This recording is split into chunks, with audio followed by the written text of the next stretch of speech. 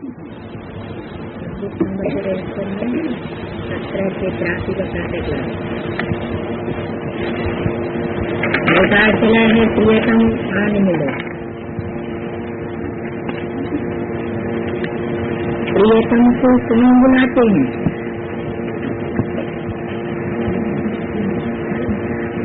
प्रियतमा को सजनी भी कहा जाता है और प्रियतम को साजन कहा जाता है, क्योंकि उससे प्यारा कोई होता नहीं। बुलाते हैं साजन को, भगवान को अथवा बाप को।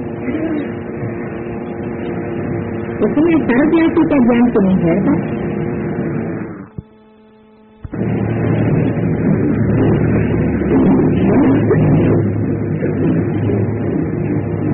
क्योंकि जो सबसे ज्यादा प्रिय होगा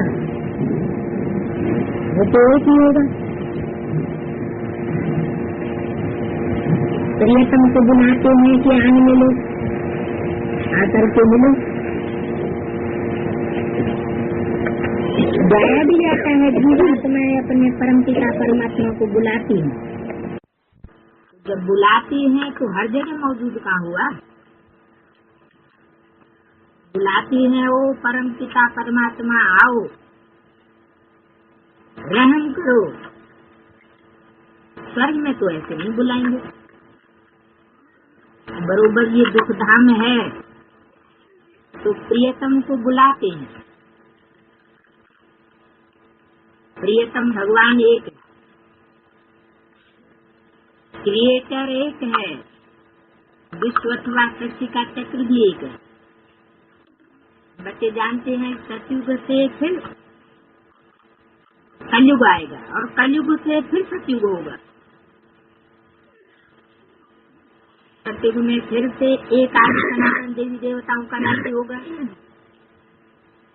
तो ये नॉलेज है ना। तुम बच्चे जानते हो प्रियतम कैसे आए हैं? शिव तो है निराकार।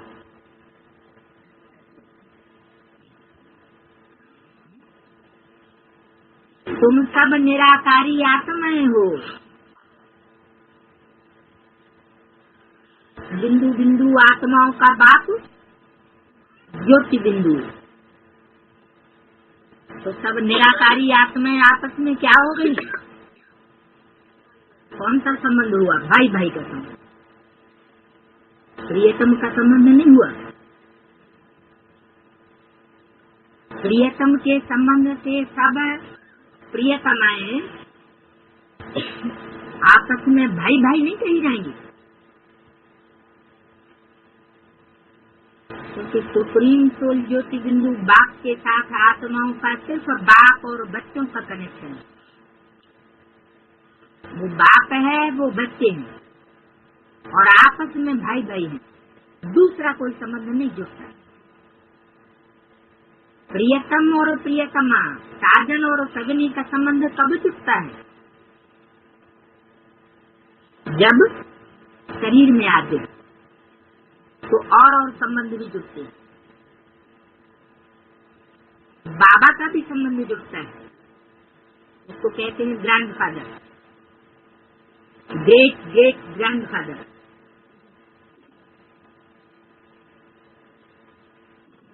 तो तुम सब यहाँ आए हो पार्ट बजाने। अब निराकार बाप कैसे आया?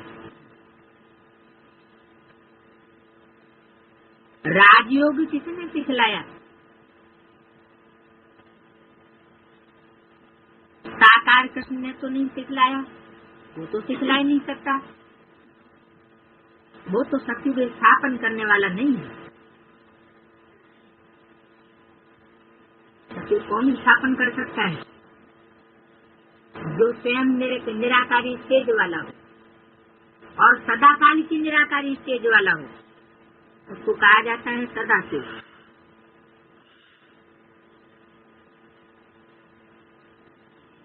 उन कृष्ण को रचयिता नहीं कहेंगे, सभी जीवात्माओं का प्रियतम एक परमपिता परमात्मा क्रिएटर निराकार को कहेंगे। जरूर निराकारी स्टेज में रहने वाला है। कहते हैं मेरा जन्म शिव जयंती मनाते हैं।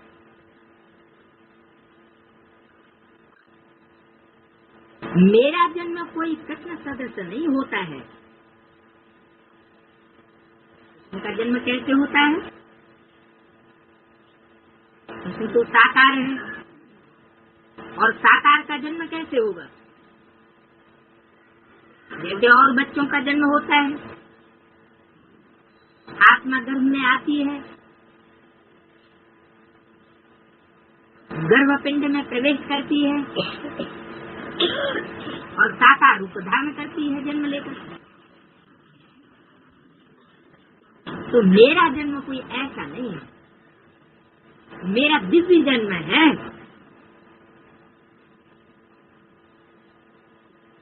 कृष्ण कैसे माँ के गर्भ से जन्म लेता है?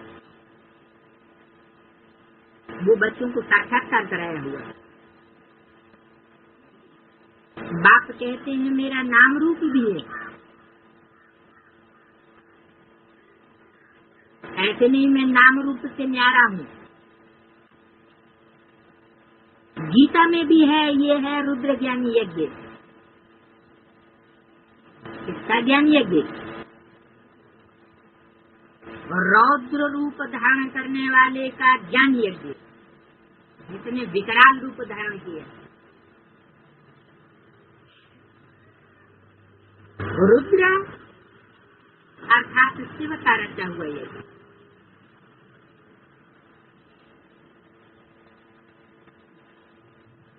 तो रुद्र और शिव ये किसका नाम हुआ? जो शिव है वो ही रुद्र है।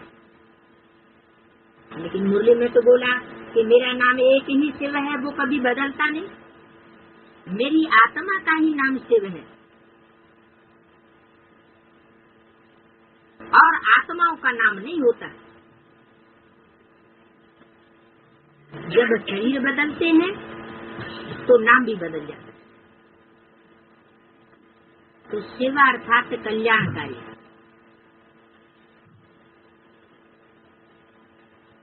और वो कल्याणकारी कल्याण ही करता है, भले विकराल रूप धारण करता है। तो जब रूप धारण करता है विकराल रौद्र रूप, तो रुद्र कहा जाता है। जैसा काम वैसा नाम पड़ता है। याद करने के लिए उसका सौम्य रूप शिव ही है। तो रुद्र को याद करने के लिए नहीं कहा। किसको याद करना है? शिव बाबा। तो जरूर निराकार शिव को साकार में आना पड़ेगा।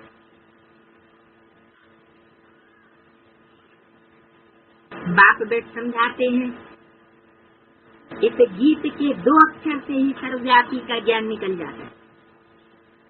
कौन सा गीत? प्रियतम आन मिलो, आकर के मिलो। अब जब आकर के मिले तो जरूर कहीं से आएगा, तो सर्वव्यापी कहाँ हुआ?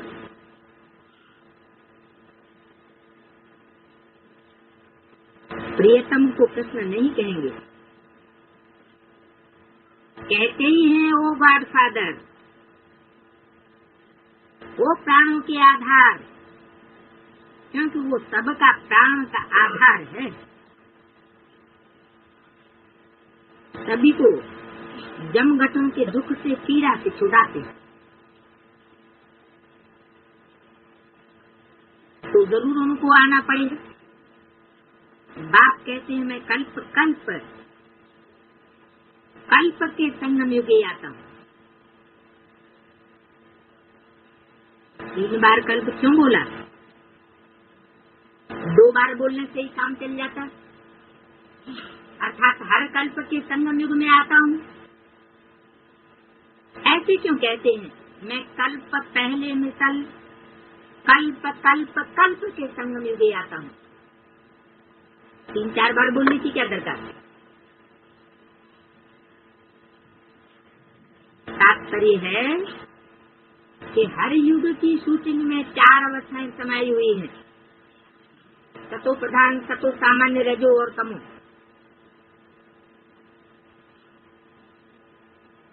तो 4 युग हैं और 4 युग में 4 अवस्थाएं समाई हुई हैं। तो हर युग में जैसे एक कल्प समाया हुआ है, इसलिए बोला कि मेरा प्रत्यक्षता रूपी जन्म हर कल्प के अंत में होता है। शूटिंग पीरियड में भी ऐसे होता है। इसलिए शास्त्रों में लिखा हुआ है, संभवामि युगे युगे, मैं हर युग के अंत में आता हूँ। ऐसे नहीं 1250 वर्ष के युग के अंत में आता हूँ, और युगों के अंत में तो आने की तो बात समय दरकार ही नहीं। सत्युग तो होता ही सत्युग है, त्रेता में होता है राम राज्य, वहाँ तो सुखी सुख होता है। द्वापर में भी इतनी गिरती कला नहीं होती। परमात्मा तो वास्तव में आता ही है कलयुग के अंत में, जब घोर दुख बढ़ जाता है। तो पूरा कल्प की आवृत्ति हो, सतो प्रधान, सतो सामान्य, रजो और तामसी स्टेज हो जाए, शक्ति की भी और मनुष्यात्माओं की भी, तभी ही परमात्मा को आना होता है। फिर शास्त्रों में युग युग क्यों लिख दिया? तो शास्त्रों में जो भी बातें लिखी हुई हैं वो सब संगम युग की यादगार है। संगम युग में जब सत्युगी शूटिंग का काम पूरा होता है 76 में, 40 वर्ष पूरे होते हैं, आदि ब्रह्मा के 100 साल पूरे होते हैं, प्रजापिता ब्रह्मा के। तो ब्रह्मा मृत्यु लोक में खत्म होता है तो जरूर अमर लोक में पदार्पण करता है। उसकी आत्मा उसके बाद निश्चय निश्चय रूपी जन्म और मृत्यु के चक्र से परे हो जाती है। इसलिए कहा हुआ है कि मैं हर युग के अंत में आता हूँ। माना सत्य की शूटिंग के अंत में भी परमात्मा बाप के रूप में प्रत्यक्ष होता है बच्चों के सामने। नंबर 1 यही कल्याणकारी संगम युग है।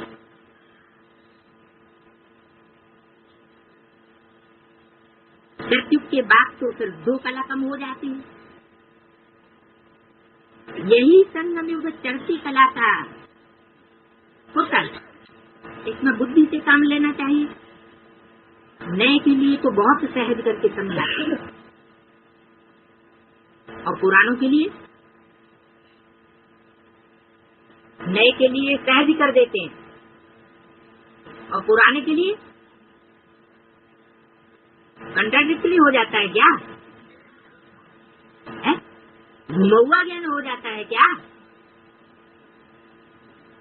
जितना पुराना स्टूडेंट होगा, ऊंची पढ़ाई पढ़ने वाला स्टूडेंट होगा, तो अर्थ भी गहरे होते जाएंगे। तुम्हारा बाप निराकार परम पिता परमात्मा शिव है, उनको याद करो बस। और गुरु गुसाई आदि के मंत्र सब हैं भक्ति मार्ग के। भक्ति आधा कल्प चलती है, फिर ज्ञान का वर्षा आधा कल्प चलता है। ज्ञान वहाँ नहीं रहेगा, ज्ञान की प्रारब्ध रहेगी। ज्ञान दिया ही जाता है दुर्गति से सदगति में ले जाने के लिए।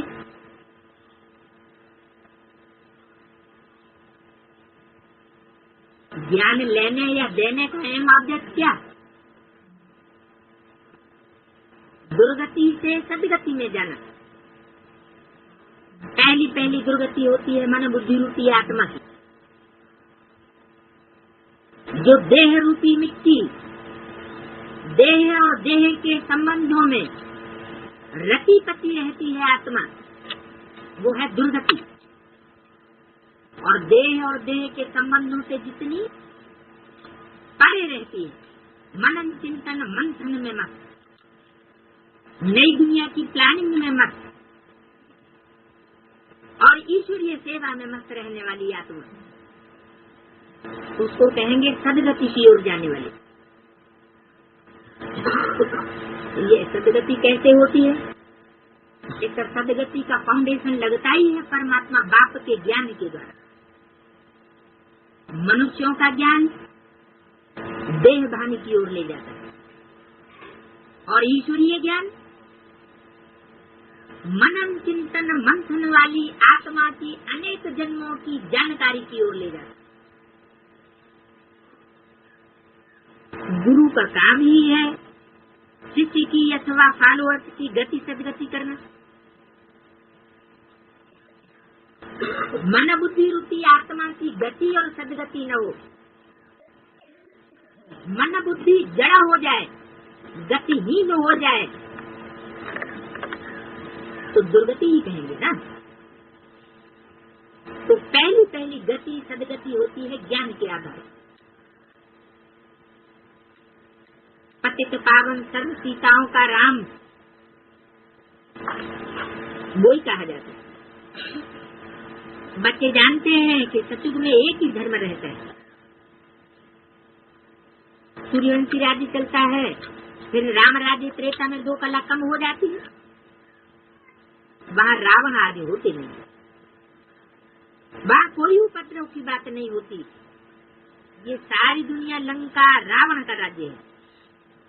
तुम बंदर थे और इस समय भी सब बंदर में चले हैं, क्योंकि सब में 5 विकार प्रवेश है। कितना मनुष्यों में क्रोध है, और एक दो को कैसे मारते हैं, मारने की तैयारी करते ही रहते हैं। ये है बंदर सेना। हम तुम सब विकारी थे, अब बाबा आए हैं रावण पर जीत प्राप्त कराने। शास्त्रों में क्या क्या बातें लिख दी। ऐसे थोड़ी कि पूछ को कोई आग लगी और सारी लंका जल गई, फिर कैसे? तो क्या शास्त्रों में गलत लिखा हुआ है? वो भक्ति मार्ग वाले हर बात कोई स्थूल अर्थ में उठाए लेते हैं कि कोई स्थूल पूछ होगी, कोई जानवर बंदर होंगे। न जानवर बंदरों की बात है, ये तो ह्यूमन मंकीज की बात है। मनुष्य रूप में जो बंदर बुद्धि मनुष्य थे, उनकी देह अभिमानी की पूछ इतनी लंबी हो जाती है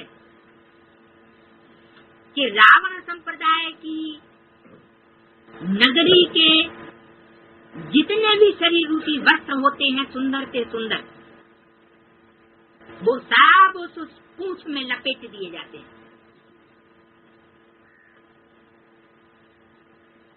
और उसमें तेल डाल करके आग लगाई जाती है। ज्ञान में तेल किसे कहा जाता है? ज्ञान ही तेल है। तो शास्त्रों में लिख दिया है कि सारी लंका में जितना भी तेल था और जितने भी सुंदर से सुंदर वस्त्र थे, वो सारे इकट्ठे करके पूंछ में लगाए दिए गए। उस देह अभिमानी की पूंछ से सारे ही जुड़ गए।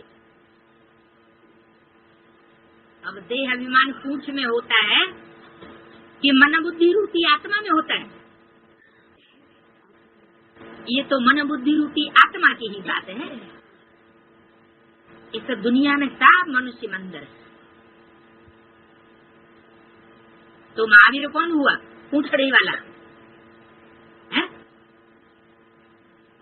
सिर्फ वीर नहीं, महावीर। जिससे बड़ा कोई वीर नहीं हो सकता। तो कौन हुआ? सारे ही मनुष्य जब बंदर में चले हैं, तो उनका जो मुखिया है वो भी बंदर। उसकी देह अभिमानी की पूंछ में सारे ही वस्त्र लगा दिए जाते हैं, सबका आकर्षण उसकी ओर हो जाता है। इसलिए बोला पतितम कामी कांटे में शिव परमात्मा प्रवेश होते। बड़े से बड़े कामी कांटे को आकर के बड़े से बड़े फूल बनाने के लिए। तो कहाँ की बात शास्त्रों में कहाँ ले गए? वास्तव में ये सारी दुनिया लंका है।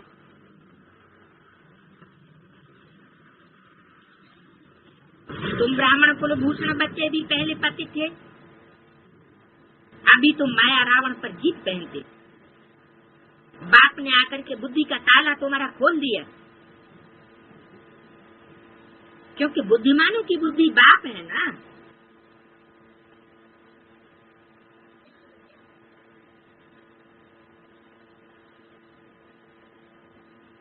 मन, बुद्धि और संस्कार, तीन कार्यकर्ता परमात्मा के भी हैं और आत्मा के भी तीन कार्यकर्ता हैं, मन, बुद्धि, संस्कार। लेकिन परमात्मा के लिए ऐसे नहीं कहा जाता कि श्रेष्ठ संस्कारों से भरा पूरा है, अति अच्छे संस्कारों वाला है। नहीं, ये गुण देवताओं के हैं। सर्वगुण संपन्न, 16 कला संपूर्ण, संपूर्ण अहिंसक, मर्यादा पुरुषोत्तम। ये गुण कोई परमात्मा के नहीं है। परमात्मा के गुण देवताओं के गुणों से बिल्कुल निराले। परमात्मा अगर श्रेष्ठ संस्कार वाला बन जाए तो इस विकारी दुनिया का विनाश कोई नहीं कर सकता। इतने बड़े बड़े धर्म पिताएं आए, पुरानी परंपराओं का, पुरानी धारणाओं का, पुरानी बातों का कोई विनाश नहीं कर सकता। ये सिर्फ एक परमपिता परमात्मा ही है जो इस सृष्टि का आकर के साथ पुरानेपन का नाश कर देता है। तो श्रेष्ठ संस्कार वाला नहीं कहेंगे। हाँ, कल्याणकारी जरूर है, क्योंकि विनाश भी कल्याणकारी है। तो ये बुद्धि का काम है। इतनी बुद्धि और किसी में नहीं हो सकती कि दुनिया भी भस्म हो जाए, पुरानापन भी खत्म हो जाए और नई दुनिया भी स्थापना हो जाए। तो नरक को स्वर्ग बनाने की शिक्षा ये सिर्फ परमपिता परमात्मा की ही बुद्धि में है। इसलिए उसको बुद्धिमानों की बुद्धि कहा जाता है। ऐसे नहीं कहा जाता कि संकल्प शक्ति वालों की संकल्प शक्ति है, संस्कार वालों की संस्कार शक्ति है। नहीं, बुद्धिमानों की भी बुद्धि है। तो बुद्धि के रूप में तीसरे नेत्र को शंकर को दिखाया जाता है, संस्कार के रूप में विष्णु रूप है और मन की संकल्प शक्ति के रूप में ब्रह्मा को दिखाते हैं। तो परमात्मा का रूप इन तीनों में कौन सा है? बुद्धिमानों की बुद्धि। सर्वव्यापी का ज्ञान आगे नहीं था, ये तो बाद में निकला है। पहले जब शास्त्र बने थे द्वापर युग के आदि में, तो सर्वव्यापी वाली बात किसी की बुद्धि में नहीं थी। जब विकारी बुद्धि बनते गए तो शास्त्रों के अर्थ भी, इंटरप्रिटेशन भी विकृत होते गए।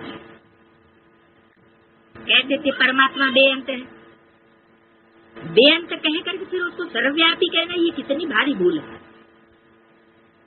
शिवो हम तत्वम कह देते हैं, कब शिवो हम कहते, कब फिर ब्रह्मास्मि कह देते, तो ये फिर रंग हो जाता कि मैं शिव हूँ, फिर कह देते मैं ब्रह्मा हूँ। ब्रह्म तो रहने का स्थान है, जैसे ब्रह्मा रहने का स्थान है परमात्मा शिव का, ब्रह्म भी रहने का स्थान है। रहने वाला और जिस स्थान में आत्मा रहती है उसमें क्या फर्क है? आत्मा है चैतन्य और स्थान होता है जड़।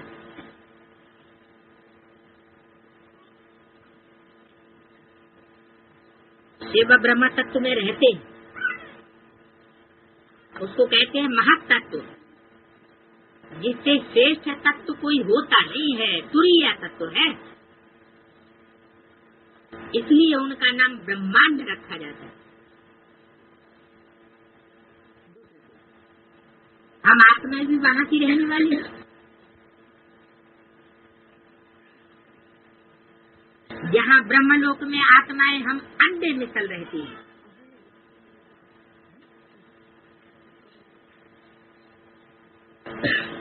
ये कहाँ की बात नहीं, ये परे से परे मन बुद्धि की स्टेज की बात है। ऐसी स्टेज की बात है हर आत्मा की जिससे ज्यादा सूक्ष्म स्टेज में कोई आत्मा टिक नहीं सकती। जैसे बीज होता है, बीज अंडे मिसल होता है, और जब बीज बीज रूप में होता है तो भी उसमें झाड़ समाया हुआ है, लेकिन मर्ज रूप में है। और जब वृक्ष बनता है तो झाड़ का विस्तार हो जाता है और बीज मर्ज हो जाता है। तो हम आत्माएं भी उस बीज रूप स्टेज में जहाँ रहती हैं उसको कहते हैं ब्रह्मलोक। इसलिए मुरली में बोला हुआ है कि तुम बच्चे परम धाम को इस सृष्टि पर उतार लेंगे। तो कोई स्थान की बात है क्या? ये स्टेज की बात है। ये लोग फिर कब शिवो हम, कब ब्रह्मो हम, ब्रह्मात्मा ऐसे कह देते तो ये बात रंग हो जाती। शिव है नाम रूप से न्यारा, परंतु ये भी समझने की बातें हैं कि वो नाम रूप से न्यारा कहते हैं तो भी तब समझे जब एक सप्ताह रेगुलर समझे, तब ज्ञान से सोली रंग जाएगी। समझाना है तुम्हारा बेहद का बाप भी है, जिससे भारत को जीवन मुक्ति का वर्षा मिलता है, बाकी सबको मुक्ति का वर्षा मिलता है। बाप कहते हैं बच्चे अभी नाटक पूरा होता है, तुम्हारे 84 जन्म पूरे हुए, इतना समय पार्ट बजाया है, अब फिर वापस जाना। बाप आकर हमारे लिए राजधानी स्थापन करते हैं तो जरूर संगम पर स्थापन करते हैं।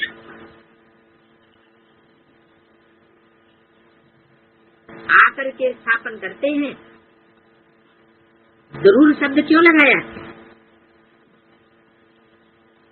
ऐसे नहीं कि बाप आते हैं और आकर के चले जाते हैं तो कोई कोई के लिए इस दुनिया में स्वर्ग हो जाता है, क्योंकि लोग समझते हैं बड़े बड़े महल माड़ियां अटारियां बन गई तो जैसे हम स्वर्ग में बैठे एरोप्लेन में घूमते हैं, परंतु वो कोई स्वर्ग नहीं है। ये तो अल्पकाल का माया का जलवा होता है। ब्रॉड ड्रामा में भी ये जलवा होता है तो शूटिंग पीरियड में भी ये जलवा देखने में आता है, परंतु असल रूप में बाप हमारे लिए राजधानी स्थापन करते हैं और वो राजधानी गुप्त स्थापन करते हैं। बाप भी गुप्त, बाप के बच्चे भी गुप्त, राजधानी भी गुप्त स्थापन हो रही है और बच्चों का सारा पुरुषार्थ भी गुप्त और उनका पद भी सारा गुप्त हो जाता है।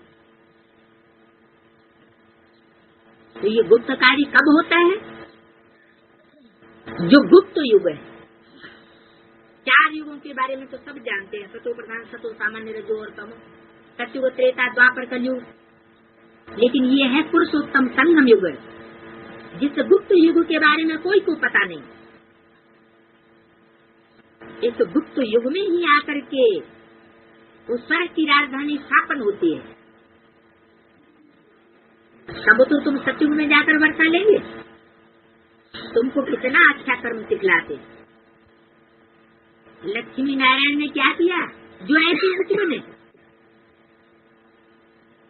अभी तुम जानते हो कि बाबा राजयोग सिखलाते हैं, सत्युग में थोड़े ही बस सिखलाएंगे। वहाँ तो है ही लक्ष्मी नारायण का राज्य। ये है कल्याणकारी संगम युग। इसमें जो भी ब्रह्मा बाप का बच्चा बना, ब्राह्मण बना, उसका किसी बात में अकल्याण नहीं हो सकता। भले थोड़े समय के लिए अकल्याण देखने में आता है, लेकिन लास्ट में सबकी समझ में आ जाएगा।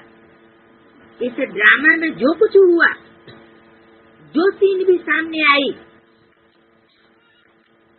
अज्ञानता के कारण दर्दनाक लगी, लेकिन वो दर्दनाक सीन भी अकल्याणकारी नहीं हो सकती। उसमें भी कल्याण भरा हुआ है। इसमें अतिरिक्त पुरुषार्थ करना चाहिए। संगम युग में बाप कहते हैं ये देह का भान छोड़, अपन को आत्मा निश्चय कर मुझ बाप को याद करो। अब तुम धक्के खा करके थक गए हो। सन्यासी उदासी ये नहीं जानते कि कब से तुमने धक्के खाए हैं। ब्रह्मा मुखवंशावली ब्राह्मण ब्राह्मणियां त्रिकालदर्शी बनते, वो तो जानते हैं ये धक्के कब से खाना शुरू किए। शूटिंग पीरियड में भी ऐसे ही होता है। जो आत्माएं अनिश्चय में आती हैं, जब खुद अनिश्चय में आती हैं तो दूसरों को भी अनिश्चय में लाती हैं और द्वैत पैदा करती हैं। पहले बाप के बच्चे साथ थे, एक बाप के बच्चे,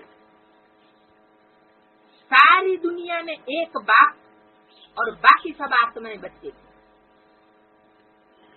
बाद में द्वैत पैदा होता है, क्योंकि माया का वालोरा द्वापर युग से पड़ता है। उसका नाम ही है द्वापुर।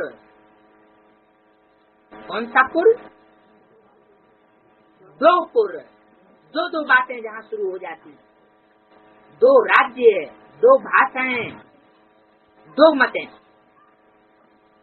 दो दो प्रकार की धारणाएं। तो तुम बच्चे जानते हो कि द्वैत कब से शुरू होता है और तुम धक्के कब से खाते हो। कोई आदमी रास्ते में जा रहा हो और उसको किसी ने रास्ता बताया है कि ये सीधा रास्ता जाता है, वो चल पड़े और आगे चल करके बहुत लंबे समय के बाद रास्ता चलते चलते कहीं कोई मिल जाए और ये कहे कि ये रास्ता तो तुम आ रहे हो भूल गए हो,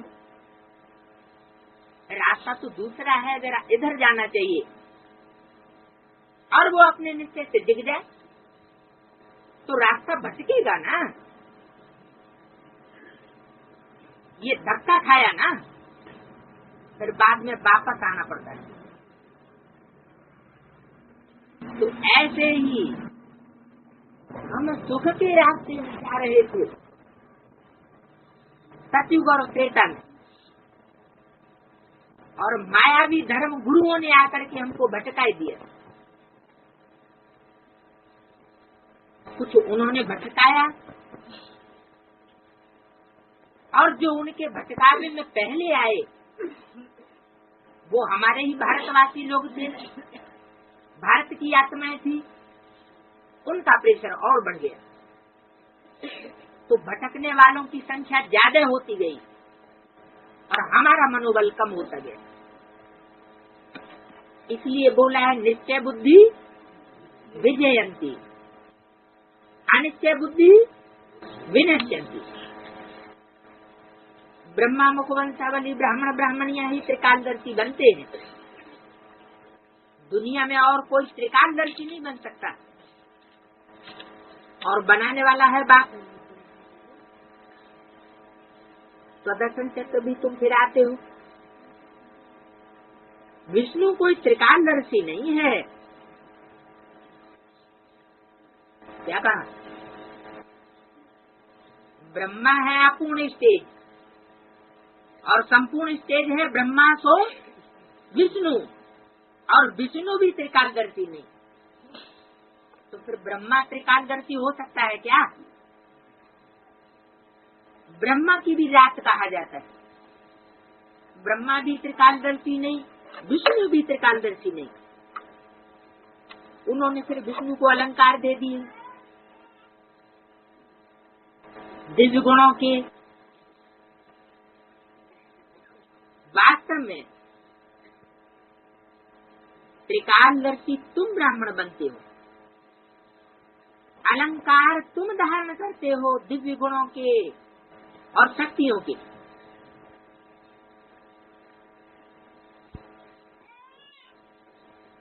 विष्णु का विराट रूप दिखाते, उसमें चोटी नहीं दिखाते। तो ब्राह्मण वर्ण ही गुम कर दिया है। क्यों?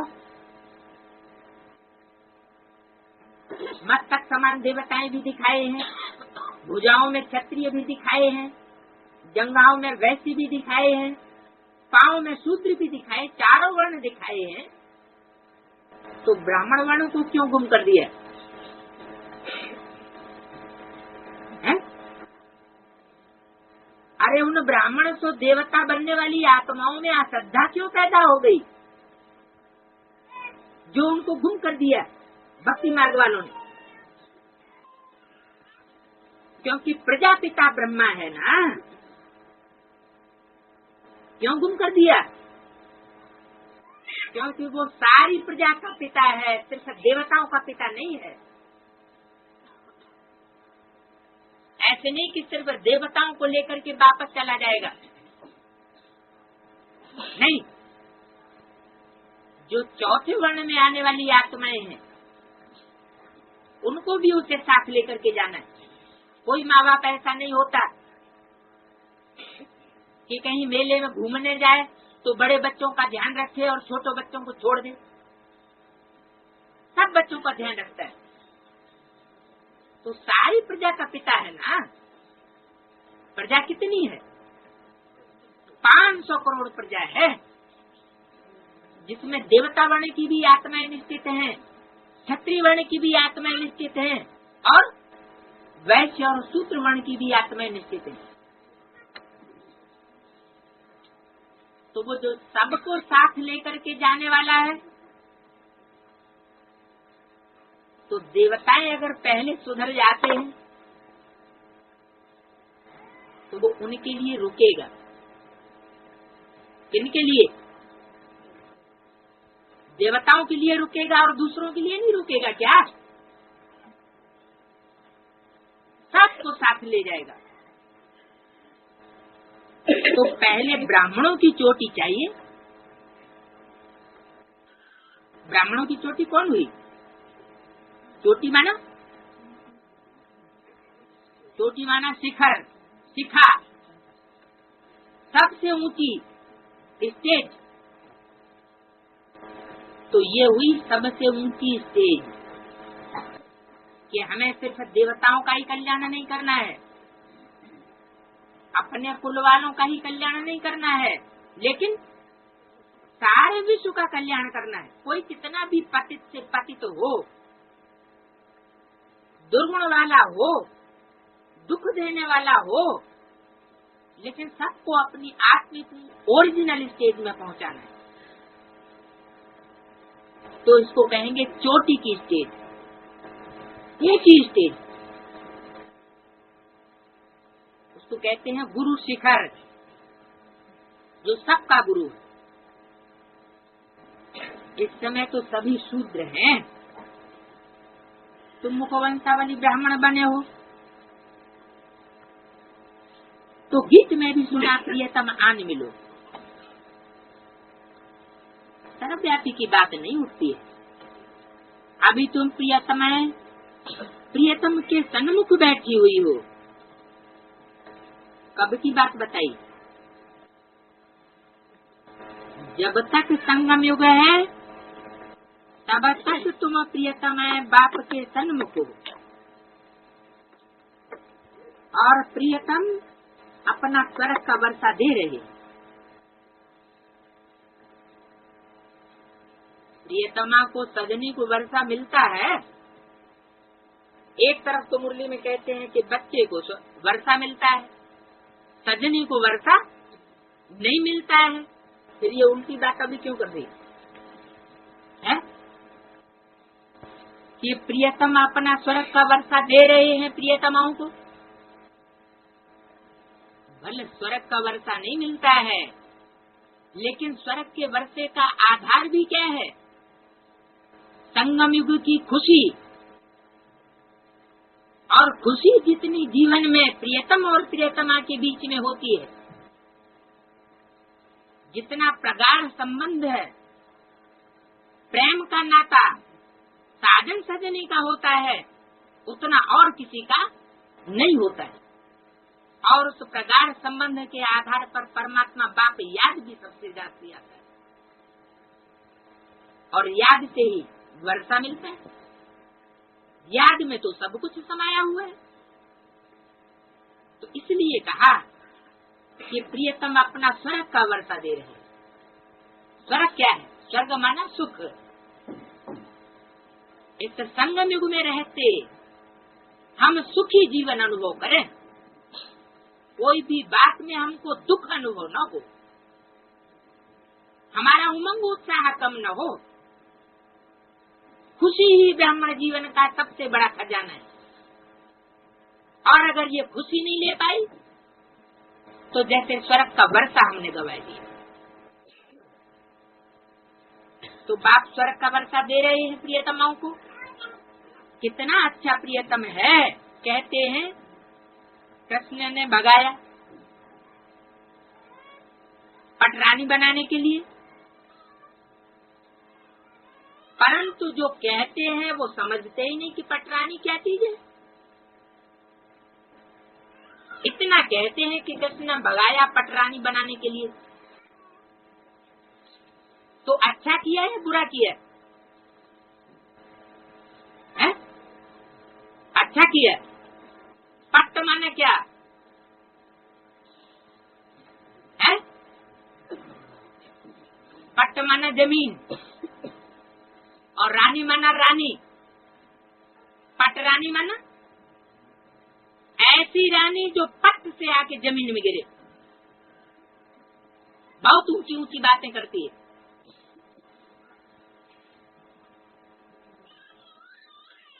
तो दूसरे धर्मों की जो मुखिया आत्माएं हैं और दूसरे दूसरे धर्मों से कनेक्टेड हैं, दूसरे दूसरे धर्म पिताओं की धारणाओं को अपने जीवन में ग्रहण कर लेने वाली है, परमात्मा बाप को भूल जाती है।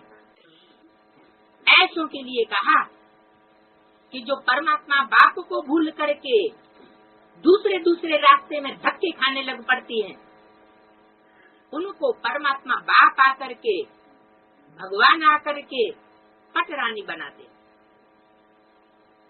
तो रानियों के मुकाबले तो ऊंचा ही पद है पटरानियों का। ऐसे क्यों नहीं कहा कि महारानी बनाते हैं? महारानी सिर्फ एक बनती है, बाकी 8 पटरानियां बनती हैं और फिर बाकी रानियां। तो समझते नहीं है। अभी तुम जानते हो और स्वर्ग का महाराजा महारानी बनने के लिए पुरुषार्थ करते हो। क्या कहा? ये नहीं कहा कि तुम पटरानी और पटराना बनने का पुरुषार्थ करते हो। क्या कहा? तुम महाराजा और महारानी बनने का पुरुषार्थ करते हो। ये राजयोग है, इसमें प्रजा भी है, क्योंकि राजा होंगे तो प्रजा भी जरूर होगी। प्रजा योग कंबाइंड है।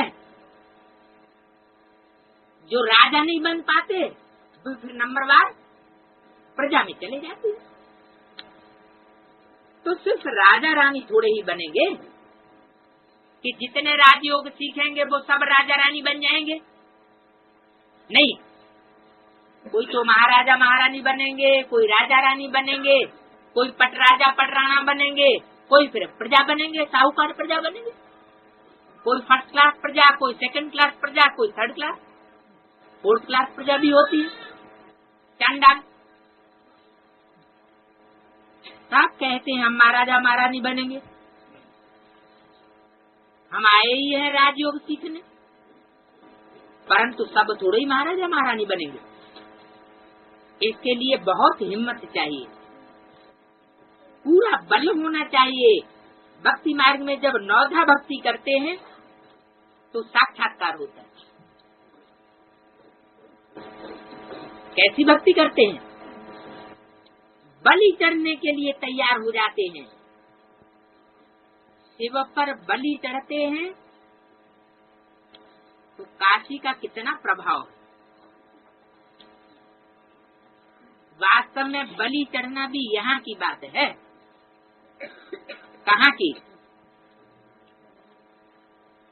संगम युग में परमात्मा बाप जब प्रत्यक्षता रूपी जन्म लेता है तो जो श्रेष्ठ से श्रेष्ठ आत्माएं हैं वो बलि चढ़ती हैं, माना परमात्मा बाप की बनती है। तन से, मन से, धन से, समय, संपर्क और संबंधों की बाजी लगा करके कहाँ जाकर के बलि चढ़ती है? कहाँ जाना पड़ता है? काशी में। काशी माना तेज, काशी माना जहाँ तेज का पुंज प्रभाव इकट्ठा हुआ पड़ा हो, तेज ही तेज का वायुमंडल हो, याद ही याद का, ज्ञान और योग का ही वायुमंडल हो। तो ये भी समझाया है। गीता, भागवत, रामायण, वेद आदि सतयुग त्रेता में नहीं होते। ऐसे नहीं परंपरा से ये कोई चले आए हैं, ये तो द्वापर से चले। शास्त्र कब बनाए जाते? जब लोग अनुशासनहीन हो जाते हैं तब शास्त्र बनाए जाते। शास्त्र माना शासन करना। सतयुग त्रेता में तो कोई अनुशासनहीन होता ही नहीं, सब नियम से चलते हैं, कायदे कानून से चलते हैं। तो ये शास्त्र द्वापर में ही बनेंगे, शासन करने के लिए, अनुशासनहीनों को शासन में लाने के लिए। मुसलमानों ने आकर के राज्य लिया, मोहम्मद गजनी ने लूटा, ये सब बातें तुम जान गए हो। हमने ही पूज्य से पुजारी बना अपना मंदिर बनाया है, तो कितनी तुमको मिल्कियत मिली होगी? 5000 वर्ष की बात है, तो भी शुरुआत में। फिर भक्ति मार्ग में भी तुमको कितना धन मिलता है। जिसने हीरो जवाहरातों का मंदिर बनाया उनका अपना महल कैसा होगा? वो तो और भी अच्छा होगा। नाम कितना ऊंचे है, लक्ष्मी नारायण कितने सजे सजाए हुए दिखाते हैं। अभी तो बेचारों के पास पैसा ही नहीं है। लक्ष्मी नारायण की अभी क्या हालत है? अभी हैं बेचारे। आगे तो लक्ष्मी नारायण के लिए हीरों का सब कुछ बनाते थे। जैसी आत्मा थी वैसा उनके लिए प्राप्ति होती थी। जैसा साहूकार होगा वैसा उसका फर्नीचर होगा। अब लक्ष्मी नारायण की हालत देखो क्या है। बाद में सब लूट फूट गए। यहाँ तो सोने की ईंटें रहती थी सतयुग में। तुम उन सोने की ईंटों से महल बनाते थे। सतयुग में महलों की दरकार है क्यों? वहाँ देवान होगा, यहाँ देवान है तो दीवारें खड़ी कर लेते हैं, कोई ताका झांकी न करे। बात तो देवान ही नहीं होगा। कोई भी देह इंद्रियों में देवान नहीं होगा। फिर वहां सर्दी गर्मी बरसात होगी जो छत बनानी पड़े? नहीं। तो देहभान भी नहीं होगा, सर्दी गर्मी बरसात भी नहीं होगी, पत्थर भी नहीं गिरेंगे, सदा बाहर मौसम होगा। और प्रकृति हमको सब प्रकार के सुख साधन मुहैया करेगी। प्राकृतिक रूप से जैसे पहाड़ों में गुफाएं अभी भी बनी हुई हैं, ऐसे लगता है कि जैसे सजे सजाई कमरे हों। अभी तो मकान भी ऐसे बनाते हैं आर्ट वाले, कहीं गोल गुम्बद बना हुआ है तो कोई लंबा गुम्बद बना हुआ है तो कोई क्या है कोई क्या है। ऐसे प्राकृतिक रूप से हमारे रहने के लिए सब प्रकार के साधन सुख मौजूद होंगे। कोई छोटा मोटा मकान बनाने की हमको किसी प्रकार की दरकार ही नहीं। तो बताया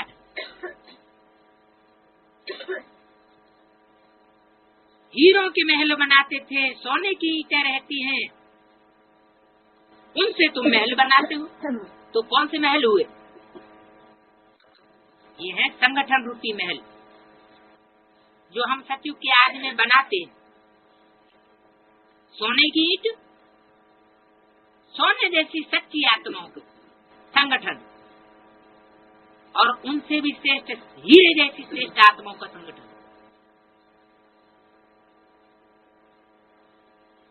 तो जरूर अकल अच्छा रहता है। अभी तो सब बेअकल, तब तो कंगाल हुए हैं ना। नशा इतना है जो गुरूर गुरूर करते रहते हैं। भारतवासियों ने कितनी मेरी ग्लानि की है। जैसी दृष्टि वैसी सृष्टि। कितने शिव बाबा पर और देवताओं पर कलंक लगाए। सबसे जास्ती कलंक शास्त्रों में किसके ऊपर लगाए? शिव बाबा के ऊपर। और शूटिंग कहाँ होती है? ब्राह्मणों की संग में भी दुनिया में इस बात की शूटिंग होती है। श्री कृष्ण ने इतना मीठा सतो प्रधान, उनके लिए भी ठोक दिया है कि तक्षक सर्प ने डसा।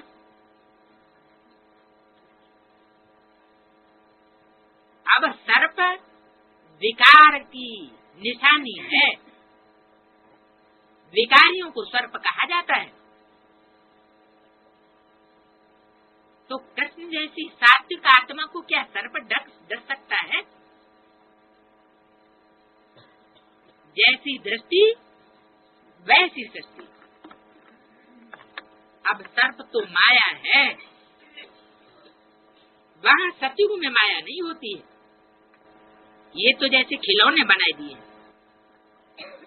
कितने आरोप और कलंक लगाए हैं। इसलिए बाबा कहते हैं यदा यदा ही धर्मस्य, जब जब धर्म की ग्लानि होती है, देवताओं की और परमात्मा की ग्लानि होती है, जब इसमें प्रवेश करूं तब तो ब्राह्मणों को रचूं। ब्रह्मा मुख से भारत में ही आकर के ब्राह्मण रचते हैं, दूसरे देश में क्यों नहीं आते?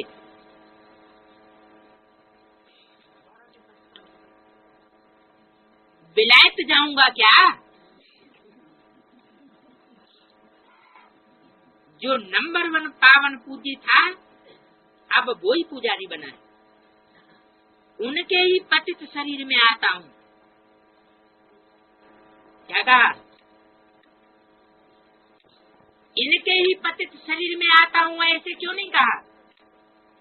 ब्रह्मा के तन में बैठा हुआ बोल रहा है, सुप्रीम सोल ज्योति बिंदु। तो ब्रह्मा बाजू में हुआ ना, तो इनके कहना चाहिए या उनके कहना चाहिए? क्यों? जो बाजू में बैठा हुआ है उसके लिए कहा जाएगा इनके ही तन में आऊंगा, पतितों को पावन बनाने के लिए। तो ऐसे नहीं कहा कि ब्रह्मा के तन में ही आऊंगा पतितों को पावन बनाने के लिए, और ब्रह्मा के तन से पतितों को पावन बनाया भी नहीं। कि कोई बन गया? कोई नहीं कह सकता कि हम पावन बन गए।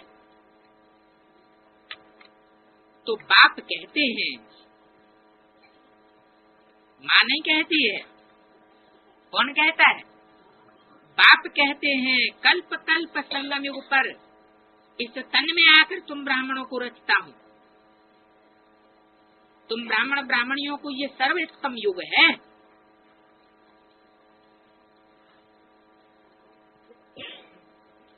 त्रिमूर्ति जब कहते हैं तो शिव को निकाल दिया है। भक्ति मार्ग में कह देते हैं त्रिमूर्ति ब्रह्मा। ये भी शूटिंग कहाँ की है, रिहर्सल कहाँ होती है इस बात की? संगम युग में ही ब्रह्मा को ही तीन मूर्तियां समझ लेते हैं कि ब्रह्मा ही ब्रह्मा का पार्ट अदा करता है, ब्रह्मा का रूप ही शंकर का पार्ट अदा करता है और ब्रह्मा ही वास्तव में विष्णु बनता है, ऐसे कह दिया। लेकिन बाप कहते हैं ब्रह्मा सो विष्णु बनता है, ब्रह्मा सो शंकर बनता है, ऐसा तो कहीं कहीं नहीं बोला। मेरे दो बच्चे हैं, एक ब्रह्मा और दूसरा शंकर। पहले के दो बच्चे। जैसे सतयुग में दो बच्चे होंगे तो उसकी परंपरा की शुरुआत कहाँ से होती है? दो बच्चों का फाउंडेशन कहाँ से पड़ता है? संगम युग से। वहाँ भी एक बच्चा एक बच्ची होगी तो फाउंडेशन में यहाँ परमात्मा शिव आते हैं तो दो बच्चे होते हैं, एक बच्चा और एक बच्ची, पार्ट बजाने के आधार पर। एक बच्ची के रूप में पार्ट बजाता और एक बच्चे के रूप में पार्ट बजाता। तो उन्होंने तो त्रिमूर्ति ब्रह्मा कह दिया है। वास्तव में त्रिमूर्ति ब्रह्मा नहीं है, त्रिमूर्ति शिव है और शिव को निकाल दिया। त्रिमूर्ति की जो चित्र बनाते हैं उसमें से पुराने चित्र में भी ध्यान से देखो तो पता लगेगा कि तीनों चेहरे ब्रह्मा के रख दिए। वास्तव में तीन मूर्तियां हैं तो जरूर तीनों मूर्तियां अलग अलग हैं। ब्रह्मा की मूर्ति अलग, विष्णु की मूर्ति अलग और शंकर की मूर्ति अलग। सूरत भी अलग अलग, एक सूरत नहीं हो सकती। हाँ, काम के आधार पर नाम पड़ते। ब्रह्मा ने जैसा कार्य बजाया, ली नैन्सी का प्यार भरा पार्ट बजाया, लवफुल पार्ट बजाया, तो उनका वो रूप सहज साधारण बैठक। फिर सजा सजाया पार्ट बजाया, लास्ट में तो विष्णु रूप। और सख्त पार्ट जिसने बजाया, लवफुल नहीं लाफुल, तो बाप के रूप में, शंकर के रूप में। और जिस पार्ट में दोनों का सामने रहा, ना अकेला लवफुल ना अकेला लाफुल,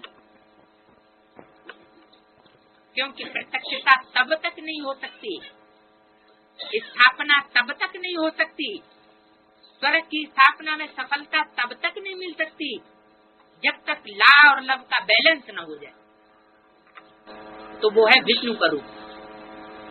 तो तीनों ही रूप अलग अलग है, तीनों ही मूर्तियां अलग अलग हैं।